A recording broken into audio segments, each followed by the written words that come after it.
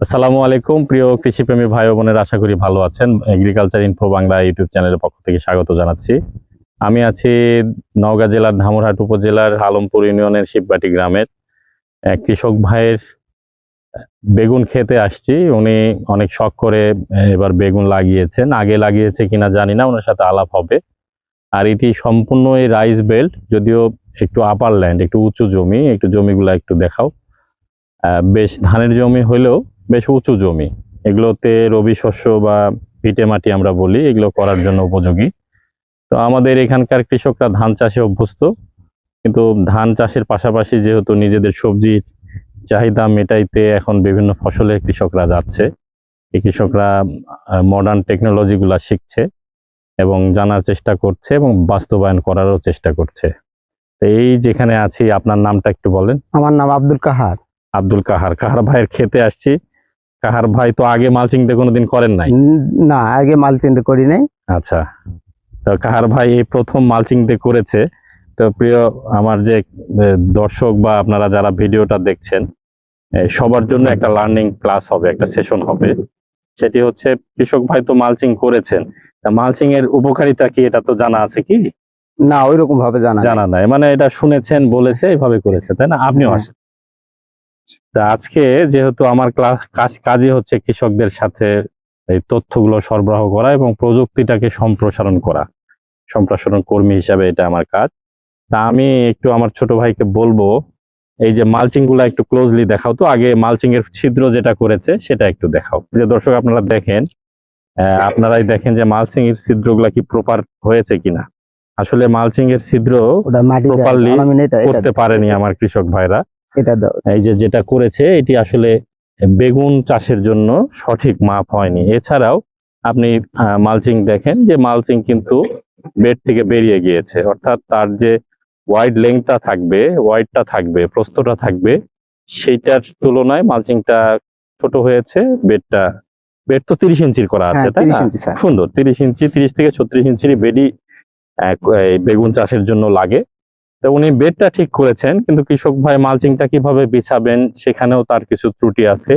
Mulching এ যে ছিদ্র করতে হবে সেটাতেও ত্রুটি আছে। ইভেন আপনি যে এখন এটা তো চারা লাগিয়েছেন, তাই না?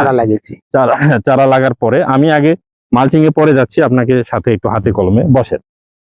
এই যে গাছটার বয়স কতদিন হয়েছে? গাছটার বয়স মোটামুটি 40 দিন। কি জাতের লাগিয়েছেন? আমরা যেটা গ্রিন বল বলি। গ্রিন বল, এটা গ্রিন বল। কতদিন? 40 দিন, 40-45 দিন। তাহলে আর কয়দিন পরেই তো ফুল আসা শুরু করবে। ফুল আসছে, এটা ফুল আসছে না? হ্যাঁ, এটা 60 দিনে কিন্তু ফলন দিবে, 60-65 দিনে ফলন হবে। আচ্ছা, যাই হোক, এই যে আপনি দেখেন গোড়াতে দিয়েছেন গাছটা কিন্তু নিচে চলে গিয়েছে, তাই না? যে কোনো বেগুন বা মালচিং এ যেটি লাগাবেন সেটা একটু আপার ল্যান্ডে লাগাইতে হবে। এমনি জমিটা তো উঁচু, ঠিক আছে, কিন্তু বেডেরও সর্বোচ্চ উঁচু না। বেড যেটা করেছেন 8 ইঞ্চি আছে, কিন্তু আপনি যেখানে লাগিয়েছেন এটা একটু ভিতরে গভীরে চলে গেছে। আপনার চারাটা আরেকটু উঁচায় লাগাইতে হবে, ঠিক আছে? আর এই যে লাগানোর পরে যে কুশিগুলো ছেড়েছে, এই যে এইটা, এগুলো যে আমি একটু ক্লোজলি দেখাই, এই জিনিসগুলো, এই যে কাণ্ডের নিচের যে পাতাগুলো আমি কাটলাম, এগুলো আপনাকে ব্লেড দিয়ে কাটতে হবে, হাত দিয়ে নয়। আমি এটা হাতে দেখাই দিলাম, এটা ব্লেড দিয়ে কেটে দিবেন। অর্থাৎ এই যে পাতাটা, কোনো পাতাই এই মালচিং বা মাটি বা বেড তার সাথে লাগবে না, ঠিক আছে না? এটা গোড়া ফাঁকা করে দিতে হবে। এই যে এই জিনিসগুলো আপনি কেটে দিতে হবে, এইগুলো কেটে দিতে হবে, ঠিক আছে? এটা আপনি ব্লেড দিয়ে কাটবেন। এটা গেল আপনার জন্য প্রথম এই টেকনিকটা শিখবেন। এটা কিন্তু যে আজকে কেটে দিলাম, এরপর তো আবার হবে না, কিন্তু এটা আপনাকে রাখা যাবে না।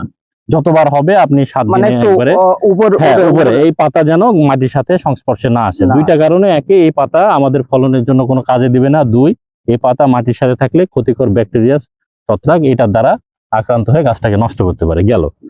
এখন আসি, আপনি যে 30 ইঞ্চি বেড করেছেন, 30 ইঞ্চির মালচিং দিয়েছেন, তাই না?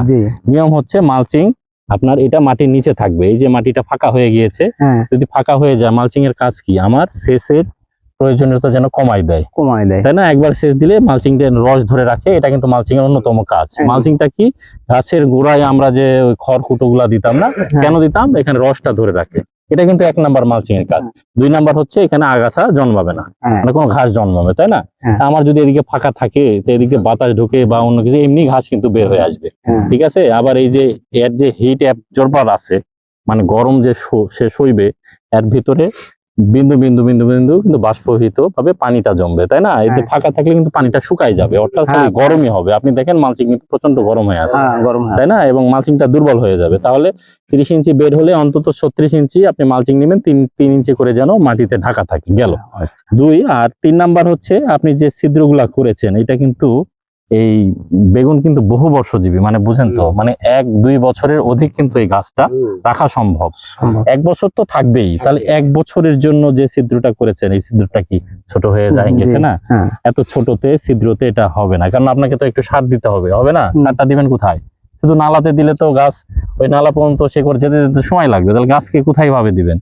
তো এই ছিদ্রটা আর একটু বড় করে করতে হবে, এবং এই ছিদ্রটা আপনি হাত দিয়ে ওই যে ব্লেড দিয়ে কেটে দিয়েছেন, এটার চেয়ে সবচেয়ে ভালো হয় বড় কিছু যদি একটু গরম করে, অথবা আছে না আপনার মাটি খুঁড়ি যে গর্ত করি গোল, ওগুলা দিয়ে করলে আপনার সব মাপ কিন্তু সমান হবে। আর হাত দিয়ে করতে গেলে আপনার সব মান কোনটা বড় হবে কোনটা ছোট হবে। একটা মালচিং কিন্তু চাইলে 2 বছর ব্যবহার করা যায়, এটা রিপিট আবার ব্যবহার করতে পারবেন, কিন্তু সেটা ব্যবহার করতে গেলে আপনাকে মালচিংটাকে সুন্দর করে কাটতে হবে। কথা বুঝতে পারছেন? এটা গেল এক বিষয়। আরেকটা বিষয় হচ্ছে, আপনি যেহেতু একদম ধানের সমান জমিতে লাগিয়েছেন, দেখেন অনেকটা পাশের জমিটা কিন্তু ধানটাই উঁচুতে আছে, এটাতে নিচুতে আছে। আসলে বেগুন থেকে শুরু করে যেসব ফসল, বিশেষ করে সবজি ফসল, যারা অতিরিক্ত পানি কিন্তু সহ্য করতে পারে না, তাদেরকে সর্বোচ্চ উঁচুতে লাগাতে হবে। হ্যাঁ, তা আপনার জমিটাতে আমরা বলছি না যে হবে না, কিন্তু একদম ধানের চেয়েও নিচে চলে গেছে। আগামীতে যখন লাগাবেন, প্রয়োজনে আরেকটু মাটি ফেলে জমিটাকে একটু উঁচু করে প্রস্তুত করবেন, ঠিক আছে? আর এই যে দেখেন, এই যে রোগটা হয়েছে, হ্যাঁ, এইটা এক ধরনের এই যে পাতায় এই যে ভাইরাস জনিত ধরে গিয়েছে, এগুলো কিন্তু অনেকগুলো কারণে হয়। 1, সাদা মাছির থেকে হতে পারে, 2, এটার বীজ বাহিত হতে পারে। তো এই জন্য যারা বেগুন লাগায় তাদেরকে বলি যে বেগুনের বীজ, আপনার এটা আপনি চারা কিনেছেন না বীজ ফেলিয়েছেন? বীজ ফেলেছেন। তাহলে এখানে কত গাছ আছে? আমার এটা তো 430 আছে। তাহলে 430টা যদি লাগাতে হয়, তাহলে আরো 100টা আপনার কাছে মজুদ থাকতে হবে। মজুদটা কিভাবে রাখবেন? যেখানে বীজতলা করেছেন সেখানে ছোট করে রেখে দিতে হবে 50 থেকে 100টা। যেমন এই গাছটাকে কিন্তু এখানে আর রাখা যাবে না, এটা রাখলে বাকি গাছগুলো সংক্রমণ হওয়ার সুযোগ আছে। দেখেন পাশের গাছটা কিন্তু হলুদা হতে রাখেছে, এবং এই গাছ কিন্তু আর বাঁচবে না, একে রাখা যাবে না, একে চিকিৎসা করেও আপনি রাখতে পারবেন না। অতএব এই দুটো গাছের চারাই কিন্তু আপনাকে তুলে ফেলতে হবে। তুলে ফেললে কি এটা কি ফাঁকা রাখবেন? এখানে আবার নতুন করে চারা দিতে হবে, এটার পাশে রাখা যাবে না। এই যে দিচ্ছেন না, হ্যাঁ সুন্দর, এটাকে আপনি গোড়া থেকে ভাই সুন্দর করে এটাকে তুলে ফেলবেন, এই গাছেরটা রাখা যাবে না। আর আপনি যে ওই যে গোড়াতে যেটা দিয়েছেন ওইটুকু ছিদ্রও কিন্তু হবে না, ছিদ্রটা আরেকটু গোল করে বড় করতে হবে। এবং দেখেন এটার শিকড় কিন্তু গিট হয়ে গেছে, শিকড়টা গিট হয়ে যাবে এবং শিকড় বেশি ছাড়বে না। হ্যাঁ, তো এই ভাইরাসের এই গাছগুলোকে আপনাকে দূরে সরাইতে হবে, এটা আবার রেখেও দেওয়া যাবে না, মানে এই ক্ষেত থেকে দূরে সরে মাটিতে পুঁতাই দিবেন, ঠিক আছে? আর আপনার গাছ কিন্তু বেশ ভালোই ক্ষতিগ্রস্ত হয়েছে। এটা বেশ কিছু কারণে হতে পারে, মাটিতে অধিক রস থাকলেও হতে পারে। হ্যাঁ, আপনার পানি বৃষ্টির, যেহেতু এখন বৃষ্টি হচ্ছে প্রতিদিনই, আপনার ড্রেনেজ ব্যবস্থা কিন্তু খুব ভালো থাকতে হবে। তাছাড়া এই বেগুন গাছের সেচের প্রয়োজন, কিন্তু মাটি কিন্তু টনটনা রাখতে হবে। টনটনা মানে বুঝেন, মানে মাটিতে ওই পাড়ি দিলে যেন টনটন শব্দ করে, হ্যাঁ, অধিক রস রাখা যাবে না, তাহলে আপনি বেগুনটা ভালো করতে পারবেন। আর এখন আপনার মেইন কাজ হচ্ছে মালচিংটা একটু টেনে দেয়া, আর ওই গাছের নিচের যে পাতাগুলো আছে সেগুলো কেটে দিবেন, যেগুলো যেন গাছের সাথে টাচ না রাখে, ঠিক আছে? তাহলে আমরা 3টা বিষয় শিখলাম, মালচিং কিভাবে বিছাবো সেটা শিখলাম, ছিদ্র কিভাবে করব সেটা শিখলাম, আর এই যে আপনার অবাঞ্ছিত যে পাতাগুলো সেগুলোকে কর্তন করতে হবে।